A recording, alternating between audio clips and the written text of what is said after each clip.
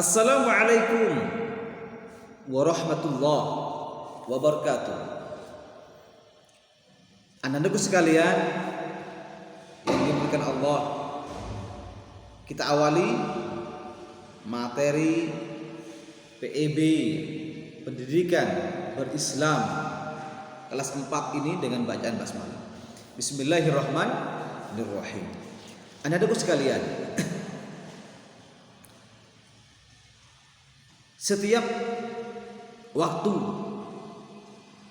tiba panggilan Allah, hayya 'alas shalah, hayya 'alal falah, itu menunjukkan kalau kita sudah dipanggil oleh Allah, kapan dan dalam keadaan apapun, kita dipanggil oleh Allah menunaikan sholat 5 waktu.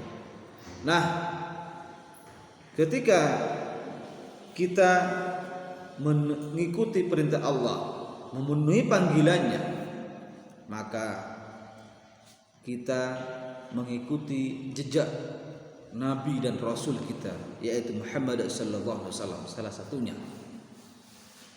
Nah, materi kita hari ini adalah tentang sejauh mana beriman kita kepada Nabi dan Rasul-Rasul Allah.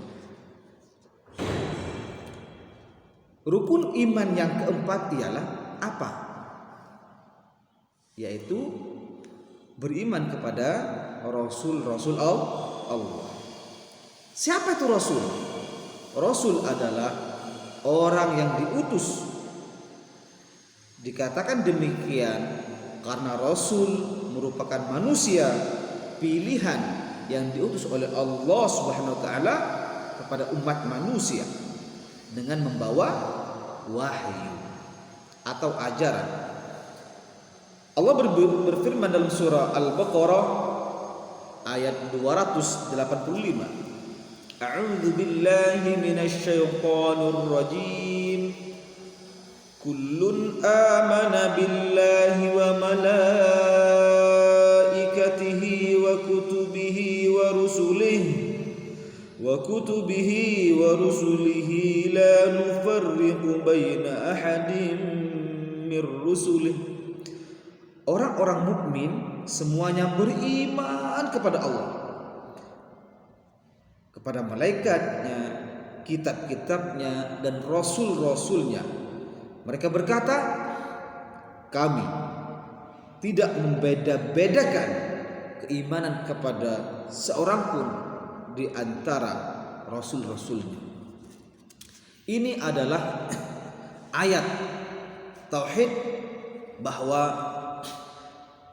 seorang mukmin wajib mengimani keberadaan Allah, Nabi dan Rasul-Rasulnya. Jadi anak-anak sekalian, yang dimaksud dengan iman kepada Rasul Allah adalah meyakini bahwa Allah telah mengutus para Rasul kepada umat manusia dengan membawa kabar gembira dan peringatan, serta mengajak mereka agar berpegang teguh kepada kebenaran dan menjauhi kebatilan. Anak-anakku sekalian yang dirahmati Allah, apa Ustaz perbedaan Nabi dan Rasul? Ini yang penting untuk kita kaji juga.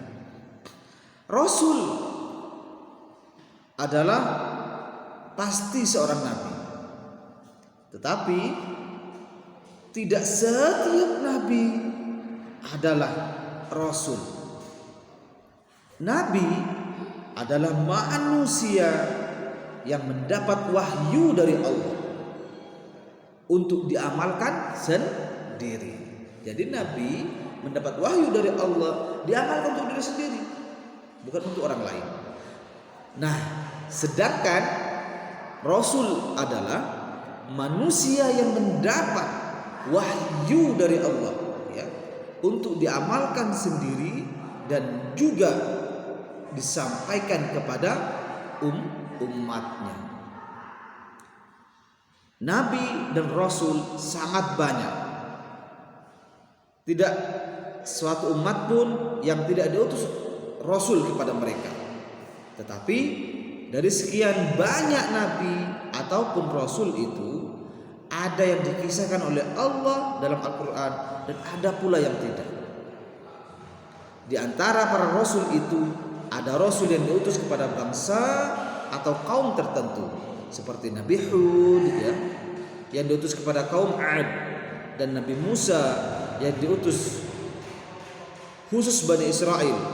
Tetapi nabi yang terakhir, yaitu Nabi Muhammad sallallahu alaihi wasallam, adalah rasul yang diutus Allah kepada seluruh umat manusia, yang sejak manusia hidup pada saat diutusnya beliau hingga manusia terakhir yang hidup pada saat terjadinya hari kiamat. Para ulama berpendapat, anak-anakku sekalian, nama nabi dan rasul yang disebut dalam Al-Quran ada 25 nabi dan rasul. Mulai dari Nabi Adam, Nabi Idris, Nabi Nuh, Nabi Hud, hingga sampai Nabi Muhammad sallallahu alaihi wasallam. Ustadz sangat berharap kepada kalian untuk menghafal nama-nama nabi. Sebanyak berapa? 25 nabi. Silakan nanti dihafalkan ya. Kemudian anak-anakku sekalian, para rasul Allah itu mendapat mukjizat dari Allah. Apa itu mukjizat? Mukjizat adalah sesuatu yang luar biasa yang diberikan oleh Allah kepada rasulnya sebagai bukti atas kerasulannya. Setiap rasul memiliki mukjizat yang bermacam-macam. Di antaranya Nabi Nuh, Nabi Ibrahim, Nabi Musa, Nabi Isa, Nabi Muhammad, sebagaimana tercantum di dalam buku kalian halaman 4 ya, di buku PEB-nya. Bisa dibuka dan dibaca. Kemudian anak-anakku sekalian, silakan bisa kalian tulis ya. Salin di buku tulis halaman 5. Ayo temukan jawabannya. Jawablah pertanyaan berikut ini. Dari mulai nomor 1 sampai nomor 10. Halaman 5. Silakan dibuka, dicari jawabannya. Di mana Ustaz jawabannya? Jawabannya ada di halaman 4, halaman 3, dan halaman 2 hingga 1. Ustaz yakin kalian bisa. Mudah. Ustaz tidak akan banyak memberi tugas. Cukup ini saja dibaca dengan baik, kemudian kerjakan tugasnya halaman 5. Dan Ustaz juga berharap nama-nama nabi ya, ketika nanti ditanya sama Ustaz, nabi kesekian siapa namanya, sudah bisa.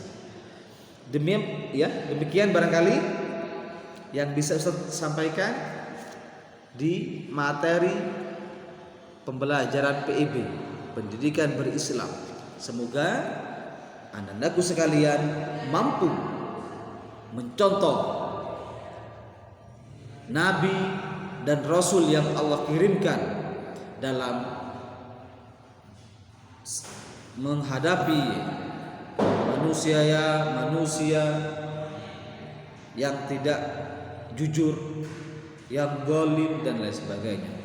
Mampu mencontoh kesabarannya, mampu bertutur kata yang sopan dan baik, dan mampu memberi ketika kita punya kelebihan. Semoga anak-anakku sekalian menjadi anak yang soleh-solehah. Dan kita akhiri materi PEB kita kali ini dengan bacaan hamdalah. Alhamdulillah, subhanakallahumma bihamdik, asyhadu an la ilaha illa anta, astaghfiruka wa atubu ilaik. Demikian, assalamualaikum warahmatullahi wabarakatuh.